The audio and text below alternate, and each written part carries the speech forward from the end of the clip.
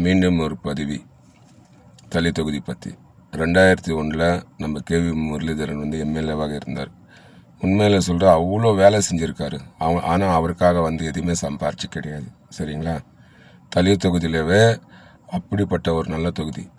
நம்ம தமிழ்நாட்டில் கன்னியாகுமரி, கோயம்புத்தூர், அடுத்து நம்ம கிருஷ்ணகிரி மேற்கு மாவட்டம் தான் பிஜேபி. என்னவே அவ்வளோ பேர் அந்த காலத்திலேருந்து ஆச்சுங்களா. 2001 எம்எல்ஏ ஆகிறது ஒன்றும் சாதாரண விஷயம் கிடையாது. ஆனால் அவர் அப்போ எம்எல்ஏ ஆனார். எம்எல்ஏ ஆகி அவ்வளோ நல்ல வேலை செஞ்சாங்க. அப்போ உண்மையில் சொல்கிறேன், அந்த தொகுதி மாவட்ட நிர்வாகிகள் இருக்கட்டும், மாநில நிர்வாகிகள் இருக்கட்டும், ராமச்சந்திரன் அப்படின்ட்டு ஒருத்தர் இருந்தார் பிஜேபியில். அப்போ அவர் தான் கட்சி நல்லா வளர்த்தது அவர் தான்.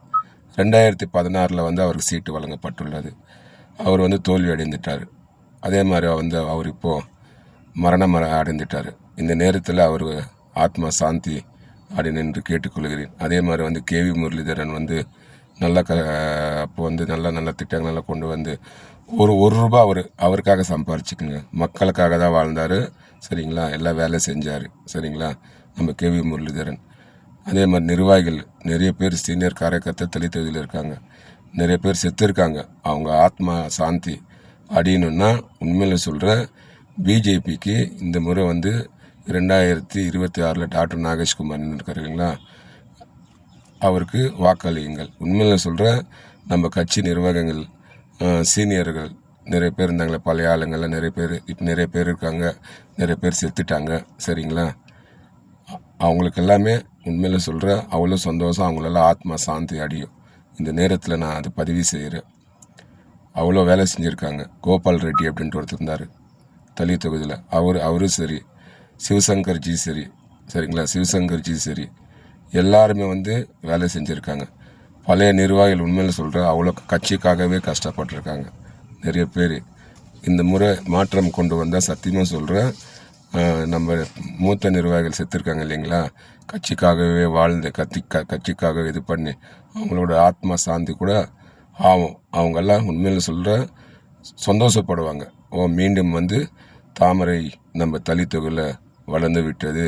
மீண்டும் நம்ம கட்சி நல்லா இருக்குது. அந்த இடத்துல தளி தொகுதியில் டாக்டர் நாகேஷ்குமார் வெற்றி பெற்றிருக்காரு தாமரை சின்னத்தில் அப்படின்ட்டு.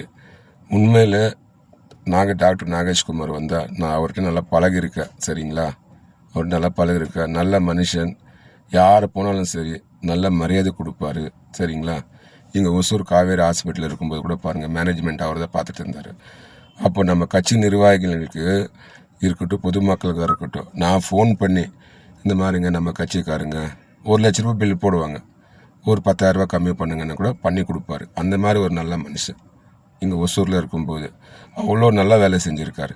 டாக்டராக இருந்துக்கிட்டு ஒசூர் இப்போ காவேரி ஹாஸ்பிட்டல் அவங்க சொந்த ஹாஸ்பிட்டல் கிடையாதுங்க. சொந்த ஹாஸ்பிட்டல் கிடையாது, மேனேஜ்மெண்ட்டு அவ்வளோதான்.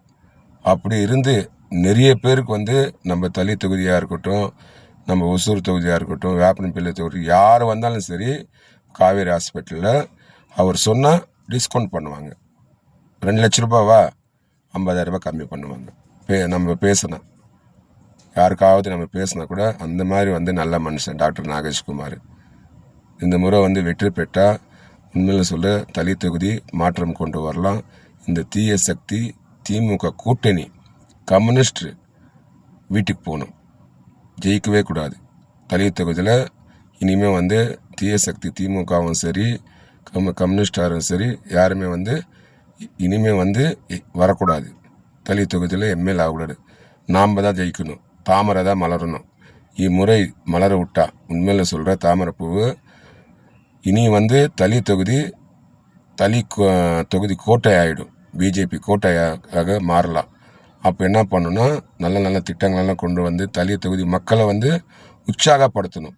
அவங்களுக்கு வீடு இல்லாதவங்களுக்கு வீடு, பட்டா இல்லாதவங்க பட்டா, சொந்தமாக வீடு இல்லையா, நம்ம டாக்டர் நாகேஷ்குமார் இருக்கா இல்லைங்களா, பேசி அவர் எம்எல்ஏனா அதெல்லாம் கட்டி கொடுப்பாரு. பட்டா இல்லாத பட்டா வாங்கி கொடுப்பாரு.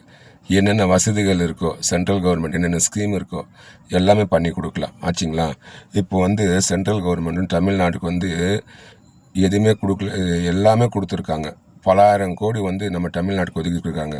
ஆனால் இந்த தீய சக்தி திமுக பார்த்தா எதுவுமே கொடுக்கலன்னு சும்மா போய் சொல்கிறாங்க.